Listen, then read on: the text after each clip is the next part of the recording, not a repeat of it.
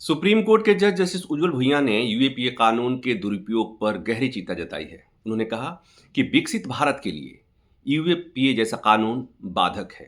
उन्होंने बात कही कि जो सरकार कह रही है कि 2047 में देश विकसित भारत के रूप में परिवर्तित हो जाएगा, विकसित भारत हो जाएगा, देश विकसित हो जाएगा, तो उसके लिए ये यूएपीए कानून का दुरुपयोग बंद होना चाहिए। क्योंकि विकसित भारत होने के लिए जरूरी है कि लोगों को अपनी बात कहने की आजादी मिले, स्वतंत्र डिबेट हो।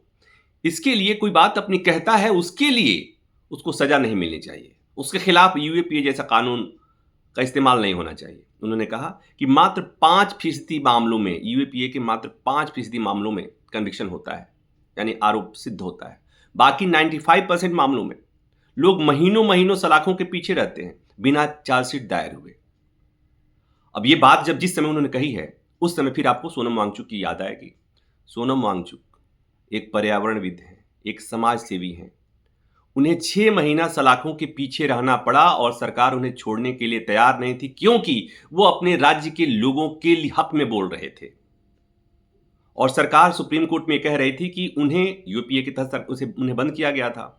सुप्रीम कोर्ट ने कहा कि उन्हें छोड़ने पर विचार कीजिए, तो सरकार कह रही थी कि उन्हें छोड़ा नहीं जा सकता, अगर उन्हें छोड़ा गया तो ये देश के हित में नहीं होगा। फिर जब सुप्रीम कोर्ट में सुनवाई चल रही थी, सरकार ने इस बात को महसूस किया कि सुप्रीम कोर्ट को ये बात पसंद नहीं आ रही और वो सरकार जस्टिफाई नहीं कर पा रही थी कि क्यों हिरासत में लिया गया है, 6 महीने से अधिक समय से जेल में क्यों रखा गया है। फिर सरकार एक दिन अचानक फैसला हुआ और सरकार ने उनको छोड़ दिया।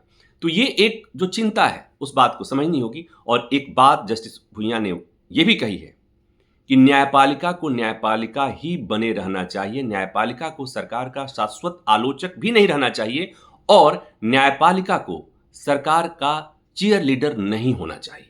सरकार न्यायपालिका को सरकार के चीयर लीडर के तौर पर की तरह व्यवहार नहीं करना चाहिए। इसमें बहुत गंभीर संदेश है, न्यायपालिका के लिए भी, सरकार के लिए भी और देश की जनता के लिए भी। और मुझे लगता है कि इस पर चर्चा होनी चाहिए कि अगर सुप्रीम कोर्ट के जज ये बात कहते हैं तो क्यों कह रहे हैं, और जो लोग भी इससे संबंधित हैं उन्हें इस पर गंभीरता से विचार करना चाहिए। Thank you.